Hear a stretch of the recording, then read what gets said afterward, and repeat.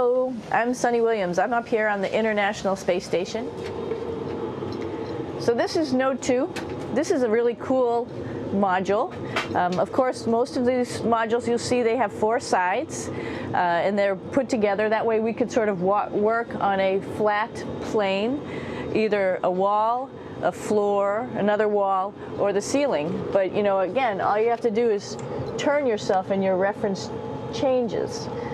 The reason I'm bringing that up is because this is where 4 out of 6 of us sleep. And so people always ask about sleeping in space. Do you lie down? Are you in a bed? Not really, because it doesn't matter. You don't really have the sensation of lying down. You just sit in your sleeping bag. So here's one sleep station right here. I'm going in right now.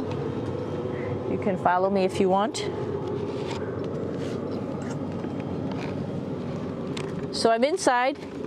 It's sort of like a little phone booth, but it's pretty comfy. I've got a sleeping bag right here that we sleep in, so we don't have sort of like a little bit of a cover. We don't fly all over the place. But you know, you can sleep in any orientation. I have it sleeping, feeling like I'm standing up right now, but like you saw, I'm on the floor. But it doesn't matter if I turn over and I sleep upside down. I can't have it, I don't have any sensation in my head that tells me that I'm upside down, so it really doesn't matter. The sleep station is also like a little office. We've got a computer in here. As you can see, we've got a couple little toys. I've got some books. I've got some clothes and other things that make it sort of like home. I'm coming out. And just for reference, that's one sleep station. This one's another. Right here. There's one on the ceiling, if you want to call it. Right here. And then there's a 4th on the other wall over here. So all of us sleep in a little bit of a circle. All right, come on back. There's more to show you.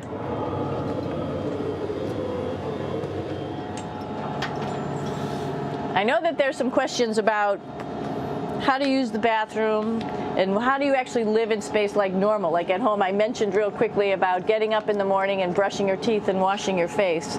Well, how do you do that? Well, here is the bathroom essentially. You get up in the morning and we have a little kit and it has all the essential things that you need, like your toothbrush and toothpaste and brush. See how much better the brush makes my hair look? I'm just joking. It still stands up straight. It doesn't matter where you are. It's always going to stand up straight while you're up in space. A lot of people ask about toothbrush and toothpaste. So, luckily enough, toothpaste, you can do it upside right this way, is sticky, and so it sticks to your toothbrush. No problem. Another cool thing is that water sticks to your toothbrush too. If you can see it, I'll have some water come out. The water is pretty neat up in space. It'll stick to your toothbrush and it will make a big bubble, and that's just by surface tension. And then you can drink it. So a lot of people ask about what do you do with the toothpaste after you brush your teeth.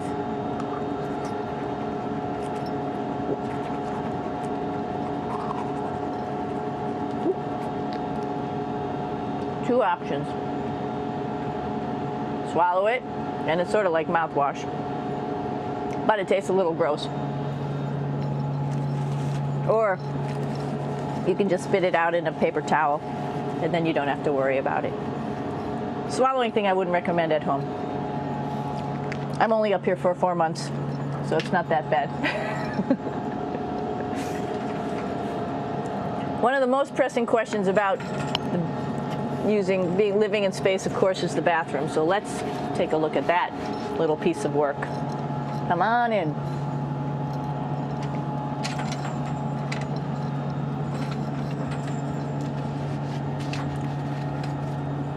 Here we are at the throne. This is awesome. You might see the little You might have noticed the little moon on the outside. This is our orbital outhouse right here.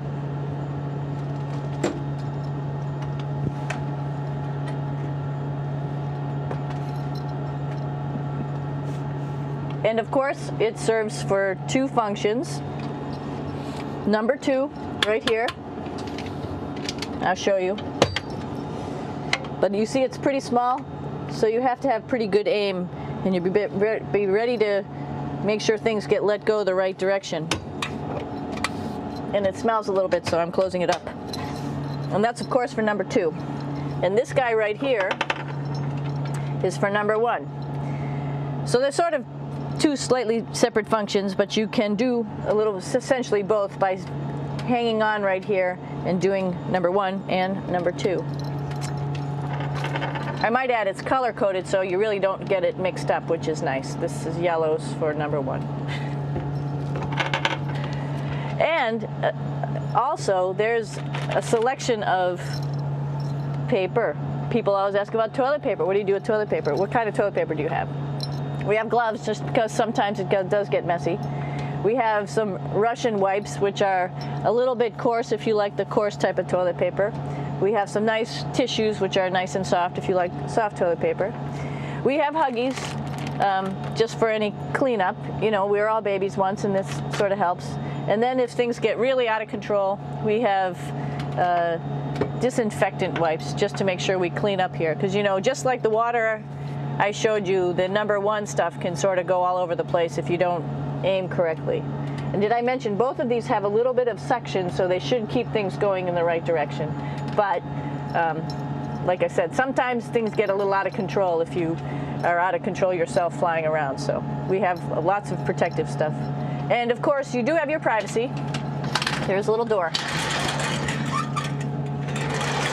so other people know that you're in there. Here's a pretty cool place. This is sort of like in your house where everybody meets in the morning. After you wash your face, brush your teeth, you want to find something for breakfast.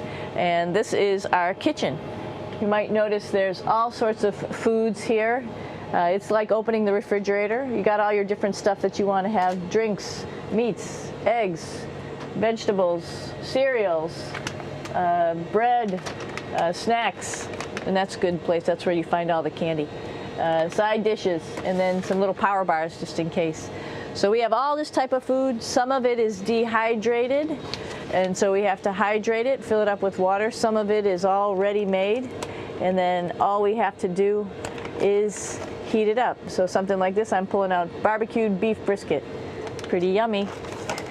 Not only is this food made in the US, but we also have food here from Japan. We've got Russian food. As you can see, all these red containers are filled with food that's from Russia.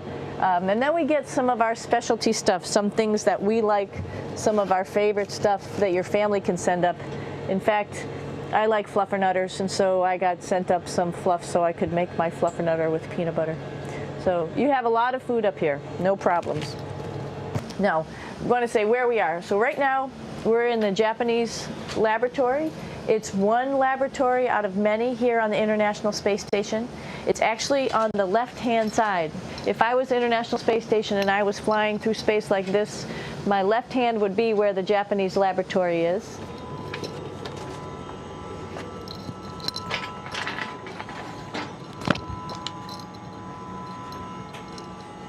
So now again, we're on the right-hand side, all the way on the right of the International Space Station. This is Columbus, the European module.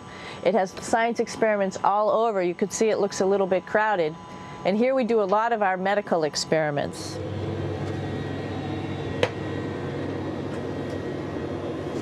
Here we are in the US laboratory. Again, this is a laboratory with science experiments on all of the walls here, all sorts of stuff that we do. And one of the things we also do is we exercise. We have some exercise equipment on board the space station. We need to do that because we lose bone density and muscle mass while we're up here, and that's a result of not having to fight against gravity. So how we keep ourselves in shape are with a bike, a treadmill, and a weightlifting machine. This is the bike. You notice the clip pedals? So all you need to do is actually clip your feet in, and then you can start pedaling. You don't need a seat because you don't sit down. Actually, I haven't sat down for 6 months now, so you don't need any type of seat. Just make sure you're held in with your pedals. You probably see that the bike bounces around a little bit. As I move it, it's not steady and held to the wall firmly. And the reason for that is the space station is pretty big. You saw that there's also solar arrays on the space station. If we start putting any forces into the space station, it's going to make those solar arrays bounce around a little bit. So to prevent that, the machines bounce around a little bit, move around a little bit, and that way we don't put any forces onto the structure of the spacecraft out to the solar arrays. All right, a little farther on. Come on.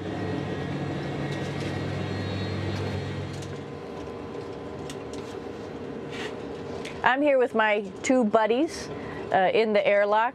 Actually, these are two spacesuits that are ready, primed up to go outside, as we call it, to go do a spacewalk in case we have to do anything outside. Some of the things we do outside are just like inside, repairs. We have a lot of electrical boxes and machinery and solar arrays, in fact, that I talked about earlier, that are outside, and sometimes they don't work quite right. Remember, space is really cold and really hot, and it's also the vacuum of space with no pressure, and so some of the equipment doesn't work well all the time. So we might have to go out and do a spacewalk. Right behind me is actually the hatch that you go out into space, and right now we have it filled up with a couple other spacesuits because we've got 4 of them up here and some of our tools. But right behind here is the hatch in which you actually go right outside into the vacuum of space. The spacesuit is pretty big, as you can see. It's like being a football player. Part of the reason it's so big and bulky is because of this backside, this backpack. It's like going on a hike with a backpack, but the backpack and the suit weighs about 300 pounds. Luckily in space, nothing really weighs anything, so you don't feel that it's so heavy. But we need to have such a big suit because that guy back there is essentially the heart of the spacecraft. I call this actually a spacecraft. It has all the oxygen for you. It has all the carbon dioxide removal system for you. It also has a heating and cooling system to make sure to regulate our body temperatures while we're outside. It also has a computer, so it tells you on a display here if there's anything that's going wrong with the suit, if we're running out of oxygen, if we have too much carbon dioxide, or any type of electrical problem. So it's a pretty awesome little spacecraft, and actually got to go out, use my little spacecraft a couple times, and it worked like a charm. Lucky that it works very nice. You might want to see what the helmet looks like. It's pretty cool too. We don't usually go out like this, so you usually can see when the helmet's open. So you can see what it looks like inside. Somebody's little head would be inside of here. So you can see, you can turn your head all the way around while you're inside of there, but the helmet stays still. So that's determines how far you could see. And it's usually pretty sunny out there, so we have to wear our sunglasses, and this is our sunglasses right here, which make you look pretty cool. This is the cupola. It sticks down below the space station. It's one of those places you find yourself hanging out in all the time because all you want to do is look back at our planet. I think some questions I had were about what do you do in your free time? And you can't help but want to just come to the cupola and look outside as much as you can. And a lot of folks, I play this game with myself about where we're flying over the Earth. Try to come in here and just guess. After being here for a little while, you can sort of figure it out. You can tell different cloud types over different continents. You can tell different soil types over different continents. So let's see. And then, of course, there's a lot of ocean. So usually we're over the ocean at first glance. I will tell you in just a moment where we are.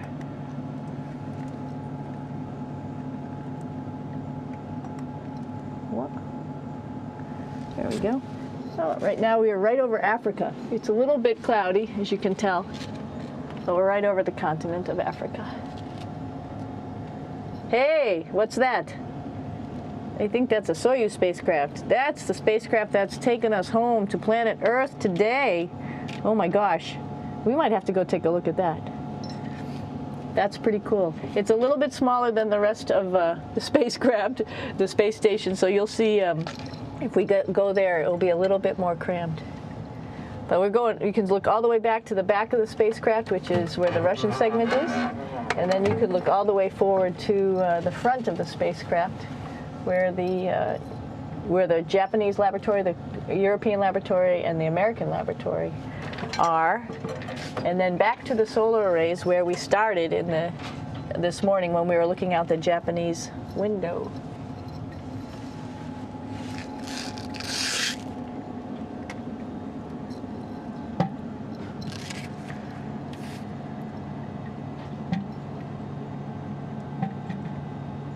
So other questions that were here are, what would you recommend as a job, and to what type of person would want to be an astronaut?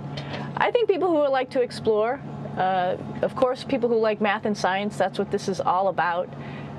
We have people in the office who are doctors, teachers, veterinarians, engineers, pilots, so all sorts of people become astronauts, and I think if you see it's just sort of cool, so I think people who like to do a little adventure and like to do cool stuff probably usually become astronauts. Hey, one thing I didn't show you, or I talked about but I didn't show you, was the exercise, another piece of exercise device, which is the advanced resistive exercise, and that's what this is right here. This is ARED, and you could probably see this bar. You just do a little bit of maneuvering here. Stand by. You have to set it up just like at any other gym.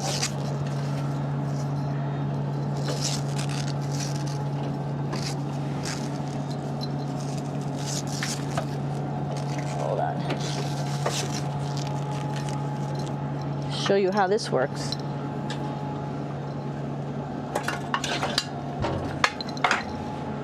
So you can see you can change your attitude just by going from one module to the next, going up from the cupola down here.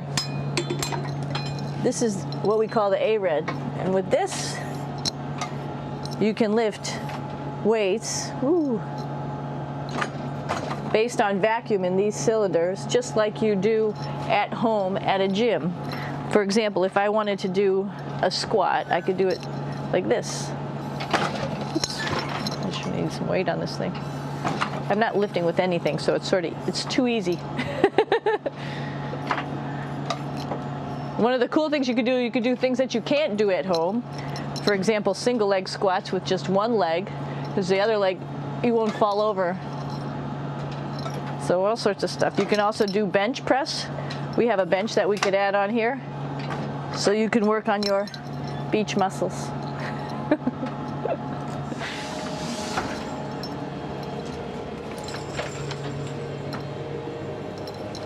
Hey Aki, what are you doing down there?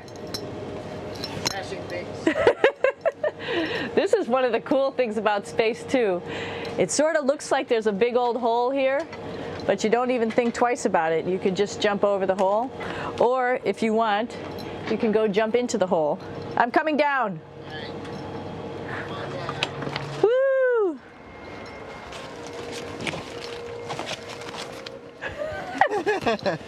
Then you can come right back up again, like Superman. Woo!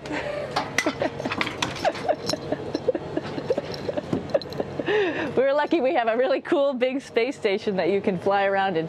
That's actually called the PMM. You might have saw it out the window. It's a big silver canister.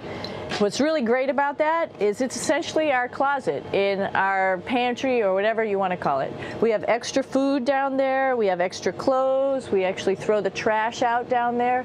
So it's nice and organized, and we have all of our stuff that we need while we're working in all these other modules all stowed in this location down here. And it's a lot of fun to play in. So we're going into the Russian segment. Be ready. You don't need a passport either.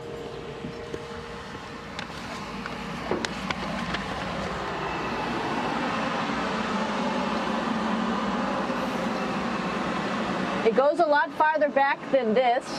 We'll go take a trip and say hello to the boys down there in just a minute. But let's do that first, actually, and then we'll go down to the Soyuz at the very end.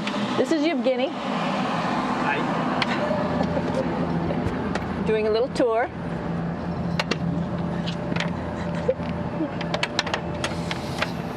This is the FGB, and what's cool about this module, it is actually the very first piece of the space station that came up in 1998. The space station has been around for about now manned for 12 years, but it's been up in space for about 14 years. And this was the very first. It is like the Russians' PMM. It has a lot of storage, as you can see.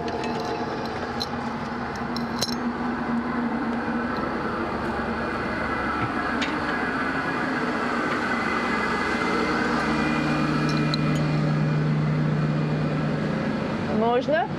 Снимаем. Чуть-чуть. So here we are in the heart of the space station, really. This is the service module. This is the central post. In case we had any problems, I know a couple of the questions were about what type of things do you have to worry about.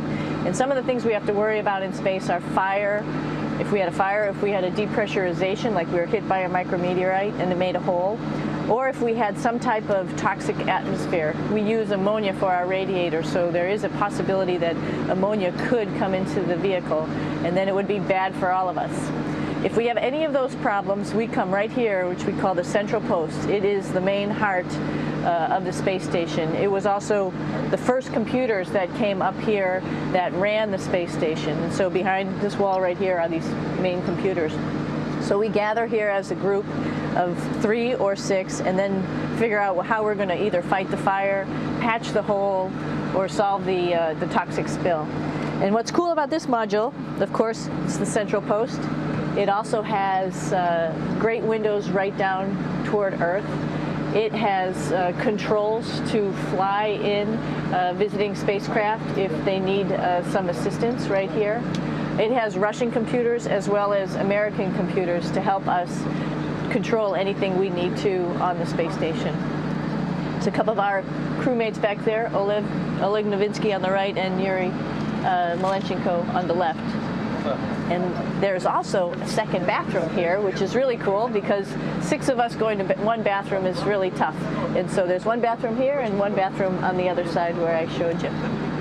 And you can probably see on the wall behind Oleg and Yuri some of the heroes of the space program. Sergei Korolev, who was a chief designer of putting men into space, and of course on the right-hand side, Yuri Gagarin, the first man to go into space. So just reminds us of our roots. Yuri, what are you doing? Что делать? Making coffee. Oh. Black coffee. Yeah. Looks good. Okay. Спасибо. We're going to check out our Soyuz real quick. Make sure it's ready to go. All right, back to the Soyuz.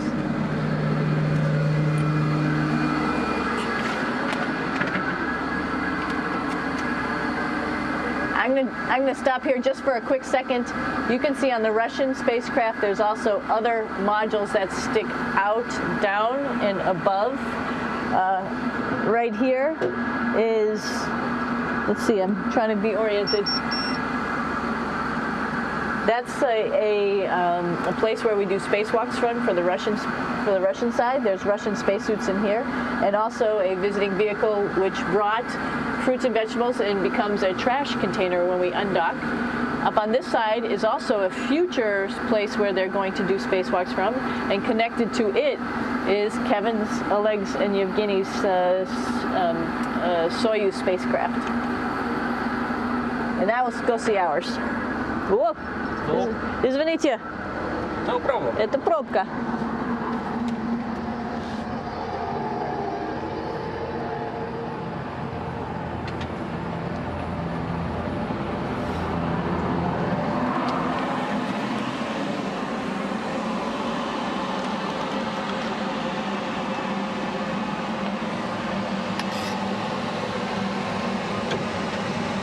Coming down.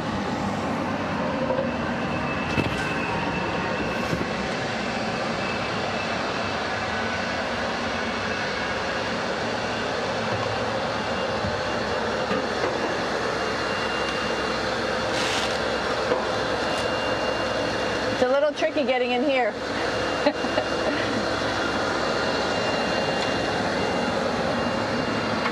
This is the docking probe right here, this big thing. This helps us connect to the spacecraft. This probe actually sticks into this cone, and that's how the spacecraft, our Soyuz, becomes connected to the ISS initially. That is then replaced by clamps, which are around here, that will allow the two spacecraft to be stuck together. And then you can remove the probe and the cone.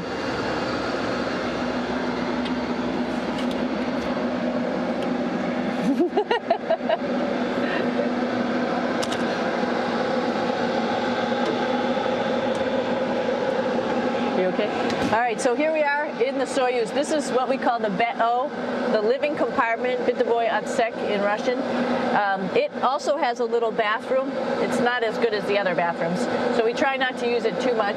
It has drinking water in it if we need something to drink. And then, of course, it's filled up with a lot of cargo for us. Bringing up and also bringing back down. It has a second purpose when it comes back to Earth. It serves as a garbage container. During the descent, we'll get rid of this area right here, and everything that's in it will just burn up as it's coming into the atmosphere, so that way we can get rid of a little bit of trash.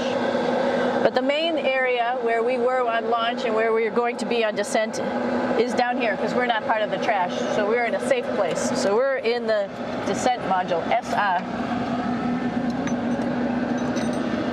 It's a little small, but you can get in.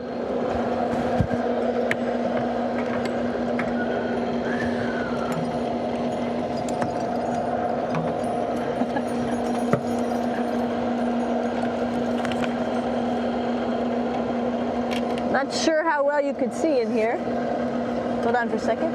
I'm going to turn it up this way, just so you could see the hatch and you could see Kevin. It's a little bit small, but we'll come in and show you around.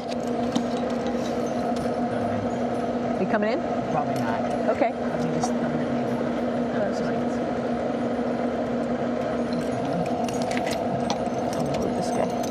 Got to move a couple things. We were just starting to get ready. We're preparing a couple days ago for our ride home.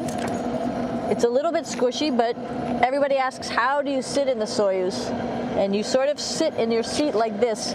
The seat is molded to your body, and so you can just sort of squish in here and be pretty relaxed. Everybody has a handmade seat for them. And then, of course, there's a control panel, and that's where we do most of our actions and work right here. There's hand controllers, which you can fly the vehicle with, and there's a stick right here, primarily used for communications when we're trying to talk to the ground. So 3 of us fit in here. Like I said, it's a little squishy, but somehow it seems like we all managed to get in here and fit pretty well, and it's a pretty safe ride home. You're probably wondering, what's all this junk behind us? Well, it's all of our parachute, first of all, and then it's all of our survival gear, just in case we end up landing in some strange place on the planet and nobody's there to rescue us right away. We have all sorts of survival gear with us, keeping us safe in here. So they've pretty much thought of everything. And we'll be home on the planet within the next 12 hours. Pretty shocking.